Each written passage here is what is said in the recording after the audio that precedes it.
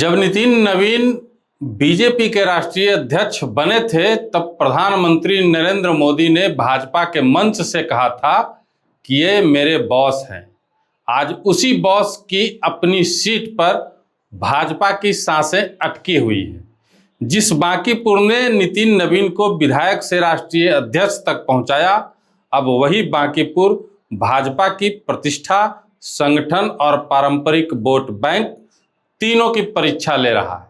नमस्कार, मैं हूं निशिकांत और आप देख रहे हैं पॉलिटिकल थर्मामीटर, जहां हम बताते हैं भारत की राजनीति का तापमान। बिहार की बांकीपुर विधानसभा सीट पर उपचुनाव हो रहा है।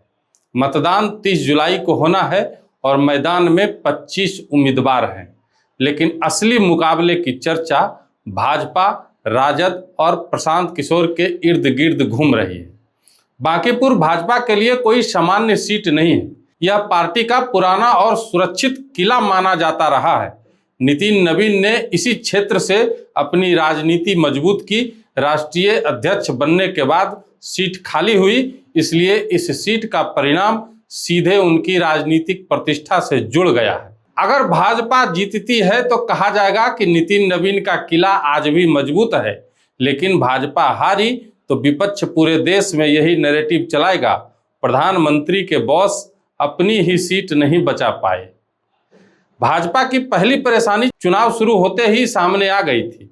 पार्टी ने पहले अभिषेक कुमार सिन्हा को उम्मीदवार बनाया, नामांकन भी हुआ, बड़े नेताओं ने समर्थन में सभा भी की, लेकिन अगले ही दिन उन्होंने पारिवारिक कारण बताते हुए नामांकन वापस ले लिया। इसके बाद भाजपा ने नीरज कुमार सिन्हा को मैदान में उतारा। विपक्ष ने इसे भाजपा की उलझन और अंदरूनी अव्यवस्था बताकर जनता के बीच सवाल खड़ा किया। राजनीति में उम्मीदवार बदलना सिर्फ एक नाम बदलना नहीं होता।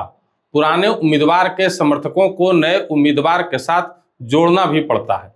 कार्यकर्ताओं की नाराजगी संभालनी पड़ती है और जनता को समझाना पड़ता है कि पार्टी ने पहले गलत चुनाव क्यों किया। इसी कमजोर नस को राजद और जनसुराज दबाने की कोशिश कर रहे हैं।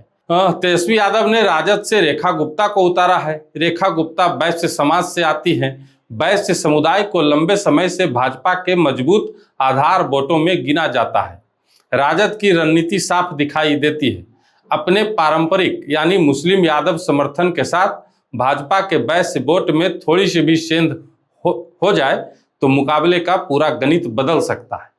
दूसरी तरफ मैदान में प्रशांत किशोर हैं। प्रशांत किशोर ब्राह्मण समाज से आते हैं और उनकी नज़र भाजपा के पारंपरिक सवर्ण मतदाताओं पर मानी जा रही है। बांकीपुर में कायस्थ ब्राह्मण, भूमियार, राजपूत और वैश्य मतदाता चुनावी परिणाम में अहम भूमिका निभाते हैं।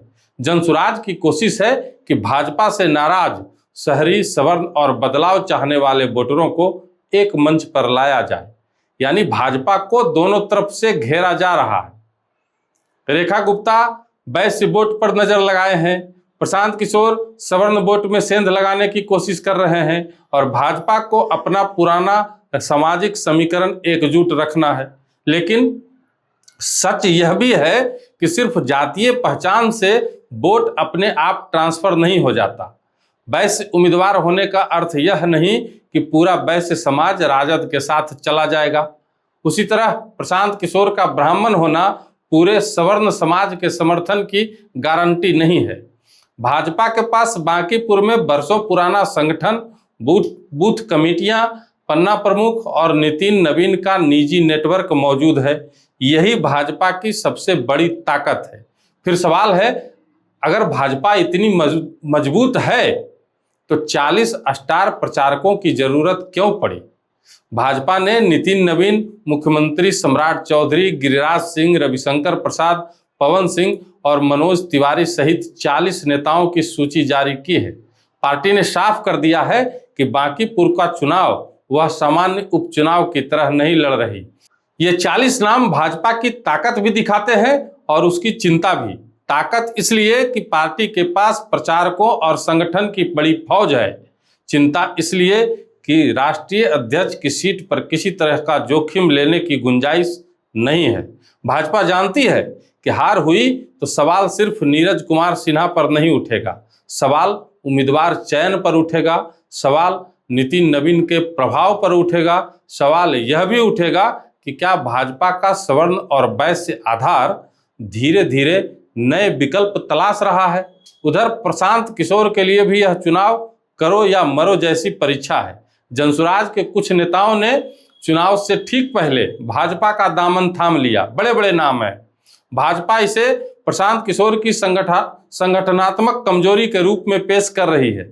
इसलिए पीके को सिर्फ भाजपा से मुकाबला नहीं करना, बल्कि यह भी साबित करना है कि जनसुराज सोशल मीडिया और बड़ी सभाओं से आगे बढ़कर बूथ पर वोट हासिल कर सकता है।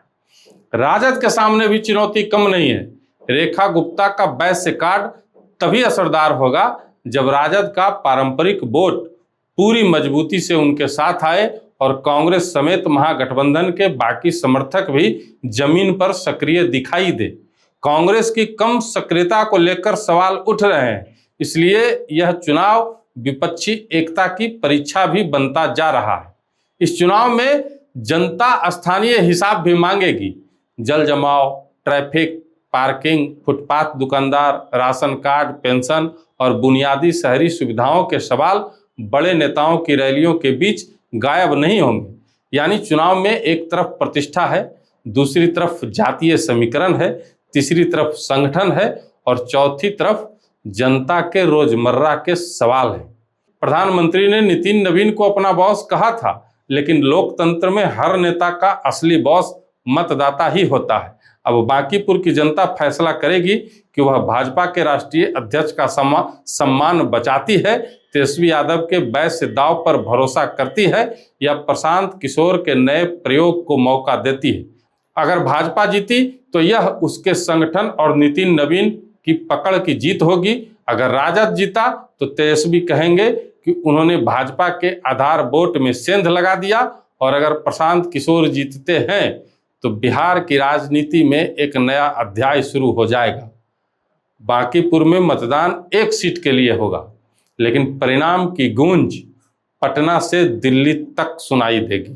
अब अंतिम फैसला बांकीपुर की जनता के हाथ में है।